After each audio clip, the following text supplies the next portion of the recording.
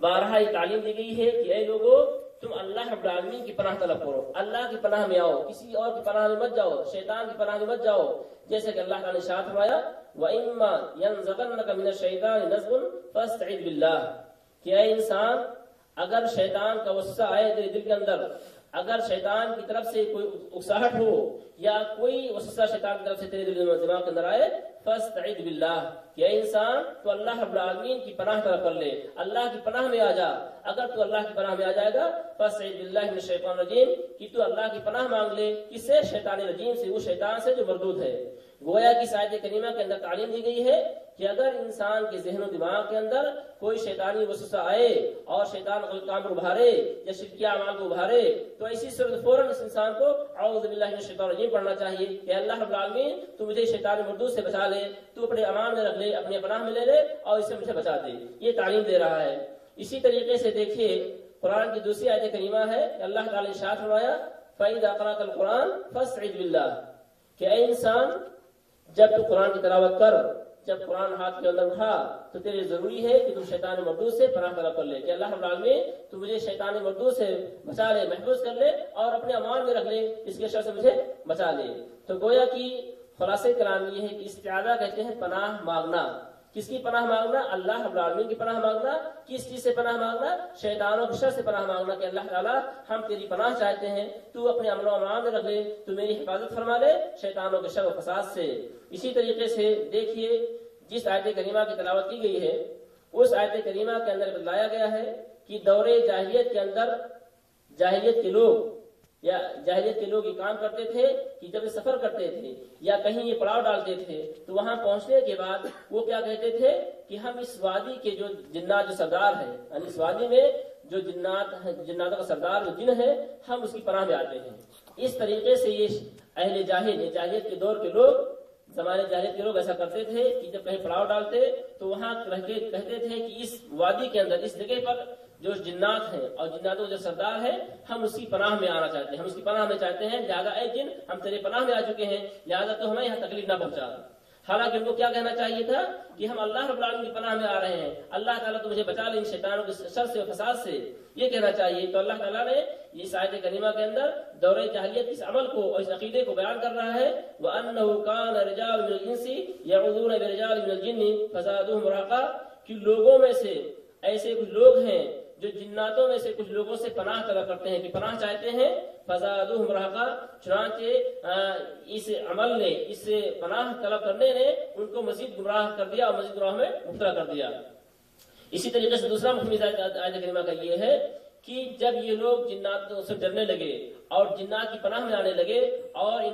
جناتوں کا خوف اور دبدبہ ان کے اندر داخل ہو گیا تو مزید جناتوں نے ان کو اور ڈرایا اور دھمکایا۔ اس طریقے سے یہ مزید زیادہ سے زیادہ یہ جناتوں سے ڈرنے لگے اور جتنی تعظیم اللہ کی کرنی چاہیے اس سے زیادہ، کہیں زیادہ تعظیم یہ لوگ اللہ کی جناتوں کو کرنے لگے اور جناتوں سے زیادہ ڈرنے لگے۔ تو اللہ تعالیٰ نے اس واقعے کو بیان کر دیا کہ دیکھو یہ معاملہ غلط ہے، بلکہ پناہ طلب کی جائے گی، اللہ کی پناہ طلب کی جائے اور کسی کی پناہ طلب نہ کی جائے۔ اسی طریقے سے دوستو دیکھیں الاستعاذہ باللہ عبادہ ہے، کہتے ہیں کہ اللہ رب العالمین کی پناہ طلب کرنا، اللہ رب العالمین کی پناہ طلب کرنا یہ عبادت ہے۔ کس ناحیے سے عبادت ہے؟ کیونکہ اللہ رب العالمین کی پناہ طلب کرنے کا مفہوم یہ ہے کہ گویا کہ ایک انسان اللہ رب العالمین سے یہ دعا کر رہا ہے کہ اللہ رب العالمین تو مجھے فلاں کے شر سے بچا لے، میں تیری پناہ میں آنا چاہتا ہوں، تو مجھے امن و امان عطا کر دے۔ اور گویا کہ وہ دعا کرنے والا شخص اعتقاد رکھتا ہے کہ اللہ رب العالمین نفع اور نقصان پہنچانے کا طاقت تیرے ہی پاس ہے، تیرے علاوہ کسی اور کے پاس طاقت نہیں ہے، لہٰذا یہ اعتقاد رکھتے ہوئے انسان اللہ رب العالمین کی پناہ طلب کرتا ہے۔ اس لیے کہا گیا کہ یہ اللہ رب العالمین کی پناہ طلب کرنا یہ ایک عبادت ہے۔ اس عبادت کو کسی اور کے لیے خاص نہ کیا جائے، اس عبادت کو کسی اور جانب نہ پھیرا جائے، جیسا کہ اللہ رب العالمین نے تعلیم دی ہے قل اعوذ برب الفلق، اے نبی کریم صلی اللہ علیہ وسلم، اے قرآن کی تلاوت کرنے والے ہر مرد مومن شخص یہ اعلان کر دے اعوذ برب الفلق کہ میں اللہ رب العالمین صبح کے رب کی پناہ میں آنا چاہتا ہوں، کہ اللہ رب العالمین صبح کا جو رب ہے وہ اللہ ہے، میں تیری پناہ میں آنا چاہتا ہوں۔ کس سے؟ من شر ما خلق، ان تمام شر سے جس کو اللہ نے پیدا کیا ہے۔ اللہ رب العالمین جتنے شرور اور جتنے شر اور فساد آئے ہیں، اے اللہ رب العالمین تو مجھے اس سے بچا لے، اپنی پناہ میں رکھ لے۔ اسی طریقے سے دوسری ارشاد فرمایا قل اعوذ برب الناس، اے نبی کریم صلی اللہ علیہ وسلم، اے قرآن کی تلاوت کرنے والے مرد مومن، تو بارہا یہ اعلان کر دے کہ میں لوگوں کے رب کی پناہ میں آنا چاہتا ہوں، کہ اللہ رب العالمین میں تیری پناہ میں آنا چاہتا ہوں، کسی اور کی پناہ میں نہیں، اور مجھے تمام شر سے، تمام مصیبتوں سے بچا لے، محفوظ کر لے۔ اس لیے کہا گیا کہ ایک انسان جب اللہ رب العالمین کی پناہ طلب کرتا ہے، اللہ سے مانگتا ہے، تو گویا کہ اللہ رب العالمین کی تعظیم کرتا ہے، کیونکہ اللہ رب العالمین ہی تعظیم کا مستحق ہے، اللہ کے علاوہ کوئی ایسی ذات نہیں ہے جو تعظیم کا مستحق ہو، لہذا یہ چیز اللہ رب العالمین کی جائے۔ کیونکہ ایک انسان اگر کسی اور سے پناہ طلب کرتا ہے، کسی اور کی پناہ چاہتا ہے، تو گویا کہ وہ انسان اس انسان کی تعظیم کرتا ہے جو تعظیم اللہ کے لیے ہونی چاہیے۔ اس لیے کہا گیا، اسی طریقے سے کہا جاتا ہے کہ غیر اللہ کی پناہ طلب کرنا یہ شرک اکبر ہے، یعنی اللہ رب العالمین کو چھوڑ کر کے کسی اور کو پناہ طلب کی جائے، کسی اور کے دربار میں جا کر کے حاضری دی جائے اور یہ کہا جائے کہ فلاں آپ مجھے فلاں کے شر سے، فلاں کی مصیبت سے مجھے بچا دے، اور اس طریقے سے اگر کوئی شخص اس سے پناہ طلب کرتا ہے، اسی پناہ میں آنا چاہتا ہے، تو یہ شرک اکبر ہے۔ اس کی وجہ سے انسان اسلام کے دائرے سے نکل جائے گا، خواہ وہ انبیاء کرام ہوں۔ اگر کوئی شخص کسی نبی کی قبر کے پاس جائے اور کہے کہ اے نبی میں تیری پناہ میں آنا چاہتا ہوں، اے نبی تو مجھے فلاں کے شر سے، فلاں کی مصیبت سے، فلاں کی چیز سے، شیطان کے شر سے تو مجھے بچا لے، یا اسی طریقے سے خواہ وہ کسی نیک اور بزرگ آدمی کی قبر ہو یا کسی اولیاء کرام میں سے کسی کی قبر ہو، اگر کوئی شخص ان کے پاس پہنچتا ہے اور پہنچ کر کے یہ طلب کرتا ہے کہ اے فلاں شخص، اے صاحب قبر تو مجھے فلاں مصیبت سے بچا دے، اور اسی طریقے سے تو اپنے پناہ میں مجھے رکھ لے اور مجھے امن و امان عطا کر دے، تو گویا کہ یہ انسان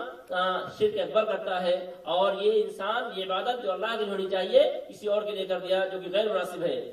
اسی طریقے سے غیر اللہ کی پناہ طلب کرنا، اس پر کیا آثار مرتب ہوتے ہیں، کیا نتائج برآمد ہوتے ہیں؟ دیکھیے،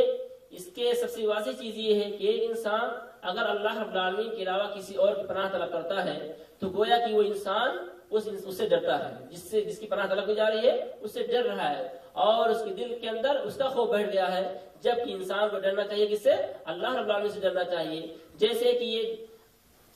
زمانے جاہلیت کے اندر عرب کے لوگ کیا کرتے تھے، کسی جگہ اگر پڑاؤ ڈالتے تو یہ وہاں جا کر کے یہ کہتے تھے کہ اے اس وادی کے سردار جن، میں تیری پناہ میں آ رہا ہوں۔ گویا کہ وہاں جا کر کے اس کو خوف اور ڈر ہے کہ اگر ہم یہ نہیں کہیں گے، اگر ہم اس جنات کے پناہ میں نہیں آئیں گے تو یہ جنات مجھے پریشان کریں گے، آفت میں مبتلا کریں گے، مصیبتوں میں مبتلا کریں گے۔ لہذا گویا کہ ایک انسان جس کا تعلق اللہ سے ہونا چاہیے، اللہ کی ذات سے ڈرنا چاہیے، اس ڈر کو، اس خوف کو انسان کہاں کر دیا؟ جنات کے معاملے میں کر دیا۔ اسی وجہ سے کہا گیا کہ ایک انسان اگر اللہ تعالیٰ کے علاوہ کسی اور کی پناہ طلب کرتا ہے تو گویا کہ وہ انسان اس شخص سے، اس ذات سے ڈر رہا ہے اور یہ سمجھتا ہے کہ یہ ذات نفع اور نقصان کا مالک ہے، اگر ہم اس کی پناہ میں نہیں آئیں گے، اگر اس سے ہم نہیں کہیں گے تو یہ ہمیں نقصان پہنچائے گا، مصیبت پہنچائے گا، پریشان کرے گا، اس لیے وہ ڈرتا ہے۔ تو گویا کہ ایسا عقیدہ رکھنے والا شخص یہ کیا ہے؟ انسان کیا جائے؟ شرک کرے گا، اس کو شرک اکبر کہا گیا ہے۔ جیسا کہ اللہ تعالی نے ارشاد فرمایا وَأَنَّهُ كَانَ رِجَالٌ مِنَ الْإِنسِ يَعُوذُونَ بِرِجَالٍ مِنَ الْجِنِّ فَزَادُوهُمْ رَهَقًا، کہ لوگوں میں سے کچھ لوگ ایسے ہیں جو کہ ان جناتوں میں سے کچھ لوگوں سے یہ لوگ کچھ لوگ پناہ طلب کرتے ہیں، پناہ میں آتے ہیں، اور اس کو اس سے مزید گناہ میں پھنس گئے۔ اسی طریقے سے دیکھیے غیر اللہ کی پناہ طلب کرنے کے آثار کیا مرتب ہوتے ہیں یا اس کے نتائج کیا برآمد ہوتے ہیں؟ پہلی چیز یہ ہے کہ انسان اس کی وجہ سے شرک میں داخل ہو جائے گا، شرک اس کے اندر، شرک اعمال اس کی طرف سے صادر ہوں گے اور انسان شرک میں پھنس جائے گا۔ ٹھیک ہے، پہلا سبب یہ ہے کہ انسان اگر غیر اللہ کی پناہ طلب کرتا ہے اور غیر اللہ کے پاس جا کر کے پناہ طلب کرتا ہے تو گویا کہ وہ انسان شرک میں داخل ہو جائے گا، وہ ایسا عمل ہے جس کی وجہ سے انسان شرک میں داخل ہوگا۔ اسی طریقے سے دوسری چیز یہ ہے کہ غیر اللہ کی پناہ طلب کرنے کا دوسرا نقصان کیا ہے کہ انسان جو ہے اس کے اندر ڈر پیدا ہو جائے گا کہ غیر اللہ سے ڈرے گا کہ یہ غیر اللہ، یہ فلاں ذات، یہ فلاں چیز ہے جو گویا کہ نفع اور نقصان کا مالک ہے، اور اس سے خوف ڈرنا چاہیے، جبکہ ڈر کس سے ہونی چاہیے؟ اللہ رب العالمین سے ہونی چاہیے۔ تو گویا کہ اس سے کیا نقصان ہوگا کہ انسان کے دل کے اندر ایک خوف اور ڈر پیدا ہو جائے گا اس کے تعلق سے، اور اس کو اطمینان اور سکون حاصل نہیں ہوگا۔ ایک انسان اگر اللہ کے دربار کو چھوڑتا ہے یا اللہ رب العالمین کی پناہ نہیں طلب کرتا ہے، کسی اور کی پناہ میں جانا جائے گا تو اس کا نقصان کیا ہوگا کہ اس کے اندر ڈر پیدا ہوگا اور وہ کبھی سکون اطمینان حاصل نہیں ہوگا، بلکہ ہمیشہ سمجھے گا کہ اگر ہم اس کی نافرمانی کر دیں گے تو ہمیں نقصان ہو جائے گا، اگر ہم جنات کی فلاں نافرمانی کریں گے تو مجھے نقصان ہو جائے گا۔ تو اس طریقے سے اندر خوف پیدا ہو جائے گا اور اس کے اندر اطمینان سکون نہیں رہے گا۔ اسی طریقے سے تیسرا نقصان یہ ہے کہ گویا کہ وہ بندہ یہ عقیدہ رکھ لیتا ہے کہ یہ انسان یا یہ شخص جس کی ہم پناہ طلب کر رہے ہیں، جس کی پناہ میں آ رہے ہیں، یہ جو ہے نفع اور نقصان کی پہنچانے پر قادر ہے، یہ مصیبت کو دور کر سکتا ہے یا مصیبت کو ہٹا سکتا ہے یا نفع کی چیز کو لا سکتا ہے، یہ عقیدہ رکھ لے گا. اور جب یہ عقیدہ کس کے ساتھ ہونا چاہیے؟ اللہ رب العالمین کے ساتھ ہونا چاہیے. اسی طریقے سے آئیے دیکھیں کہ ایک انسان اگر اللہ رب العالمین کی پناہ طلب کرتا ہے، اللہ رب العالمین سے ڈرتا ہے اور یہ اعتقاد رکھتا ہے کہ ہر قسم کا نفع اور نقصان کا مالک اللہ رب العالمین ہے، اللہ تعالیٰ جب تک نہیں چاہے گا کوئی ذات کسی کو نقصان نہیں پہنچا سکتی ہے یا فائدہ نہیں پہنچا سکتی ہے. اسی طریقے سے تو اس کے فائدے کیا ہے کہ جیسے کہا گیا کہ ایک انسان اگر اللہ رب العالمین کے اسماء، اللہ کے جو بہترین نام ہیں، ان ناموں کے ذریعے سے یا ان کے صفات کے ذریعے سے اگر وہ انسان اللہ تعالیٰ کی پناہ میں آتا ہے تو ایسی صورت میں جو ہے اللہ رب العالمین اس کا محافظ بن جائے گا، وہ اس کی حفاظت کرنے والا بن جائے گا. تو گویا کہ اللہ رب العالمین کی پناہ میں آنا یا اس کی پناہ میں آنا، اس کا سب سے بڑا فائدہ یہ ہے کہ اللہ رب العالمین اس انسان کا محافظ بن جائے گا اور اللہ تعالیٰ ایسے شخص کی حفاظت کرے گا، ہر ناپسند چیز سے، ہر مصیبت سے، ہر بلا سے اس کی حفاظت کرے گا اور اس کو بچائے گا. اسی طریقے سے اس کا ایک فائدہ یہ بھی ہے کہ گویا کہ اللہ رب العالمین اس بندے کی حفاظت کرے گا. دوسرا فائدہ یہ ہے کہ اس بندے کو اگر ایک انسان اللہ کی پناہ طلب کرتا ہے، اللہ کی پناہ میں آتا ہے، تو اس بندے کو اطمینان اور سکون حاصل ہو جائے گا، اس کو خوف اور ڈر نہیں رہے گا، بلکہ وہ انسان کا دل مضبوط ہو جائے گا اور ہمیشہ سکون و اطمینان محسوس کرے گا، کیونکہ اس نے اپنا تعلق اللہ سے قائم کر لیا ہے، اللہ کو چھوڑ کر کسی دربار میں نہیں جا رہا ہے اور یہ اعتقاد رکھ لیا ہے کہ دیکھیے اللہ رب العالمین ہی نفع نقصان کا مالک ہے، لہٰذا اس بنائیے سے اس کو سکون اطمینان ہو جائے گا کہ اللہ جو چاہے گا وہی ہوگا، انسان پریشان نہیں ہوگا. لیکن اگر انسان اپنا تعلق اللہ سے چھوڑ کر کے کسی اور کے ساتھ پاس جاتا ہے تو اسی صورت میں اس کو ہمیشہ شکوک و شبہات آئیں گے، ہمیشہ خوف رہے گا، اس کو سکون اطمینان حاصل نہیں ہوگا. اسی طریقے سے دیکھیے جو حدیث رسول ہے، اس حدیث کے راوی خولہ بنت حکیم فرماتی ہیں کہ میں نے نبی کریم صلی اللہ علیہ وسلم سے فرماتے ہوئے سنا، من نزل منزلا فقال اعوذ بکلمات اللہ التامات من شر ما خلق لم يضره شيء حتى يرحل من منزله ذلك، رواه مسلم. یہ حدیث صحیح مسلم کے اندر موجود ہے. اس حدیث کے راوی خولہ بنت حکیم فرماتی ہیں کہ میں نے نبی کریم صلی اللہ علیہ وسلم سے فرماتے ہوئے سنا کہ اگر کوئی شخص کسی جگہ پڑاؤ ڈالے اور وہاں پہنچنے کے بعد دعا پڑھ لیتا ہے اعوذ بکلمات اللہ التامات من شر ما خلق، تو کہتے ہیں کہ کوئی چیز اس کو نقصان نہیں پہنچائے گی. یعنی اگر کوئی شخص کہیں بھی پڑاؤ ڈالتا ہے، کہیں بھی ٹھہرتا ہے اور یہ دعا پڑھ لے اعوذ بکلمات اللہ التامات من شر ما خلق، تو اس علاقے کی کوئی بھی چیز اس کو نقصان نہیں پہنچائے گی. کوئی بھی چیز، کوئی بچھو، کوئی سانپ، کوئی چیز اس کو انشاءاللہ نقصان نہیں پہنچائے گی. وہاں کا جن ہوگا، کوئی شیطان ہوگا، کوئی انسان ہوگا، کوئی بھی شخص اس کو نقصان نہیں پہنچائے گا. کیوں نہیں نقصان پہنچائے گا؟ کیونکہ انسان نے اللہ کی پناہ طلب کر لی ہے اور اس طریقے سے انسان اپنا تعلق اللہ سے پیدا کر لیا اور یہ اعتقاد رکھ لیا کہ نفع نقصان کا مالک اللہ رب العالمین ہے. لہذا ہمیں چاہیے کہ ہم اس دعا کو یاد کریں. انشاءاللہ ہم اس دعا کو یاد کریں گے، اس پر عمل کریں گے. اسی طریقے سے حدیث رسول کے اندر آتا ہے کہ اگر کوئی شخص صبح ہو شام یہ دعا 3 مرتبہ پڑھ لے، کون سی دعا؟ اعوذ بکلمات اللہ التامات من شر ما خلق،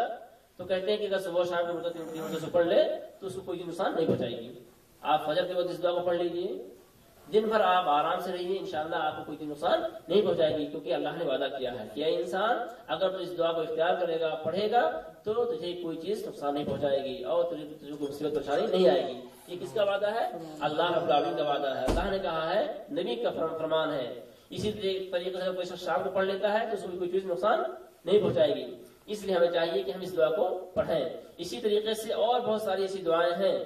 کہ اگر انسان ان دعاؤں کو صبح شام پڑھ لے، اس پر عمل کر لے، تو شیطان کے شر سے، شیطان کی وسوسے سے وہ محفوظ ہو جائے گا. اسی طریقے سے انسان جو جادو سے، ٹونا سے، نظر بد سے وہ محفوظ ہو جائے گا. آپ جانتے ہیں کہ آج کے اس دور میں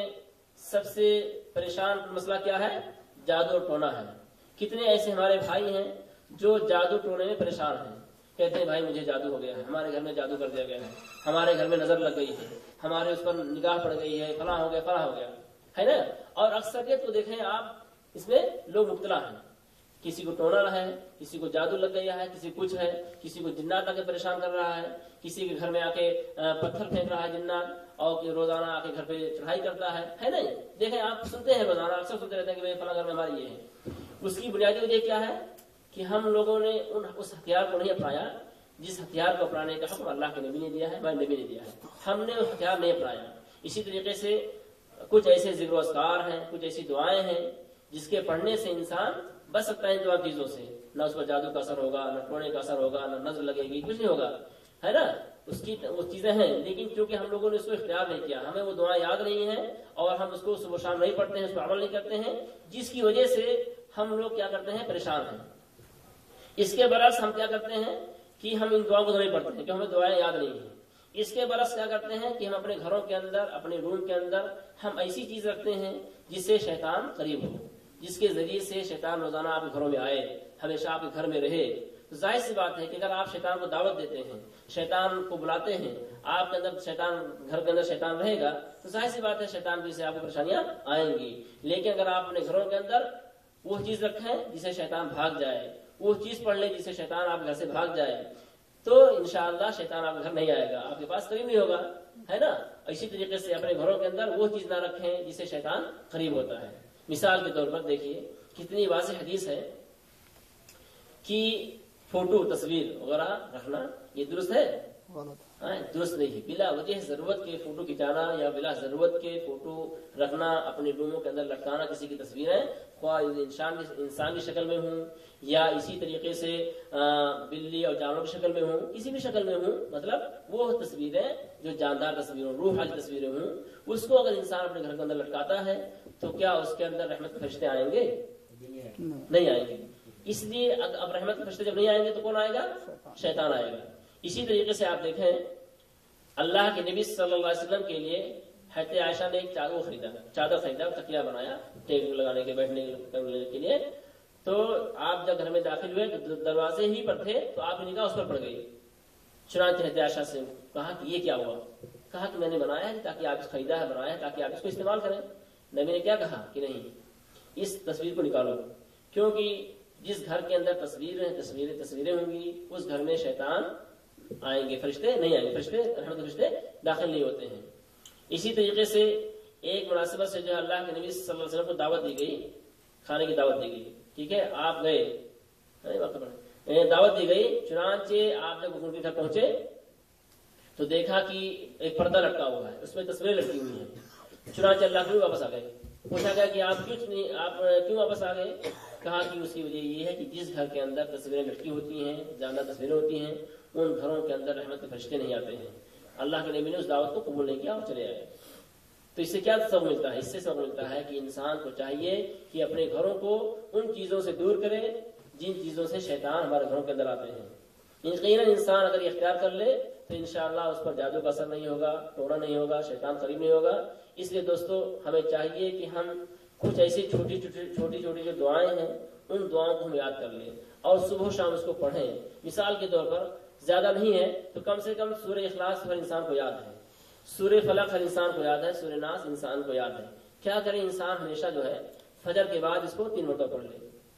مغرب کے بعد 3 مرتبہ پڑھ لے، خلاص دن بھر اس کے لیے آرام ہی آرام ہے، شیطان قریب نہیں ہوگا، جادو ٹونے کا اثر نہیں ہوگا اس پر، اسی طریقے سے اس پر کوئی پریشانی نہیں آئے گی، آرام اور سکون سے اپنا کام کرے گا اور کھائے گا سوئے گا، ٹھیک ہے۔ اسی طریقے سے نبی نے فرمایا کہ ہر نماز کے بعد، ظہر کی نماز کے بعد، عصر کی نماز کے بعد، اسی طریقے سے عشاء کی نماز کے بعد آپ اس کو 1 مرتبہ پڑھ لیں، سورہ اخلاص کو 1 مرتبہ، سورہ فلق کو 1 مرتبہ، سورہ ناس کو 1 مرتبہ پڑھ لیں، خلاص آپ کو کوئی نقصان نہیں پہنچائے گی۔ اسی طریقے سے ایک حدیث رسول ہے کہ یہ دعا پڑھ لیں، بسم اللہ الذی لا یضر مع اسمہ شیء فی الارض ولا فی السماء وهو السمیع العلیم۔ یہ دعا پڑھ لیں صبح شام 3 مرتبہ، کہتے ہیں کوئی اس کو نقصان نہیں پہنچائے گی، شیطان اس کو نقصان نہیں پہنچائے گا۔ تو دیکھیں نبی نے وعدہ کیا ہے، نبی نے طریقہ بتا دیا ہے کہ واقعی اگر تم شیطان سے بچنا چاہتے ہو تو یہ ذکر و اذکار پڑھو، یہ ذکر و اذکار پڑھو گے تو تمہارے اوپر جادو کا ٹونے کا اثر نہیں ہوگا، شیطان تمہارے پاس نہیں آئے گا۔ اور سب سے واضح دلیل تو آپ جو مشہور واقعہ جانتے ہیں کہ آیت الکرسی کا معاملہ ہے نا، کس نے بتلایا؟ شیطان ہی نے بتلایا کہ اے انسان اگر تو شیطان سے بچنا چاہتا ہے، مجھ سے بچنا چاہتے ہو، میں تمہارے پاس نہ ہوں، تمہیں پریشان نہ کروں، چھیڑ چھاڑ نہ کروں تمہیں، تو تم آیت الکرسی پڑھ لے کرو، ٹھیک ہے۔ کتنی واضح بات ہے۔ اللہ نے فرمایا کہ ہاں واقعی شیطان نے جو بات کہی ہے سچ نہیں، یہ جھوٹا ہے، شیطان جھوٹ بولتا ہے، ہمیشہ جھوٹ بولتا ہے، لیکن آج جو بات بتائی ہے وہ واقعی صحیح بات بتائی ہے، ٹھیک ہے۔ تو ہمیں چاہیے کہ جسے آیت الکرسی ہے، سورہ فلق، سورہ ناس ہے، اسی طریقے سے سورہ بقرہ کے آخری 2 آیتیں ہیں، ان تمام آیتوں کو ضرور ہم پڑھیں، سوتے وقت پڑھ لیں اور نمازوں میں پڑھیں تو انشاءاللہ جو ہے ہم شیطان کے شر سے بچیں گے، ہمیں غیر اللہ کی پناہ میں نہیں آنے کی کوشش کریں گے، ہم ہمیشہ اللہ کی پناہ میں رہیں گے، اور اسی طریقے سے ہمارا خوف اللہ سے ہوگا، کسی اور سے خوف نہیں ہوگا، کسی اور سے ڈر نہیں ہوگا۔ اس لیے اللہ تعالیٰ سے دعا ہے کہ اللہ تعالیٰ ہم تمام بھائیوں کو صحیح معنوں میں ان دعاؤں کو یاد کرنے کی اور اس پر عمل پیدا ہونے کی توفیق دے۔ الہ العالمین ہمیں ہمارے دلوں کے اندر اپنا ڈر پیدا کر دے اور ہمارا تعلق اللہ سے ہو۔ اسی طریقے سے الہ العالمین ہم پناہ اللہ ہمیں توفیق دے کہ ہم ہمیشہ تیری پناہ میں آئیں اور تیری پناہ کسی اور کی پناہ میں نہ جائیں، کسی اور سے پناہ نہ طلب کریں۔ وصلی اللہ علی نبینا محمد وعلی آلہ وصحبہ اجمعین۔ السلام علیکم ورحمۃ اللہ وبرکاتہ۔ ہاں سوالات ہیں چلیے بتائیں آپ۔ دیکھیے اللہ رب العالمین کی پناہ میں آنا یا اللہ رب العالمین کی پناہ مانگنا، اللہ سے آئیں کہ اللہ کے مجھے اپنے امن و امان میں رکھ لے، کیا یہ عبادت ہے کہ نہیں؟ عبادت ہے۔ اچھا، اگر کوئی شخص کسی شخص نے کسی کو دھمکی دے دی ہے کہ آج میں رات ختم کر دوں گا، اس کے پاس جا کے پہنچتا ہے کہ دیکھیے بھائی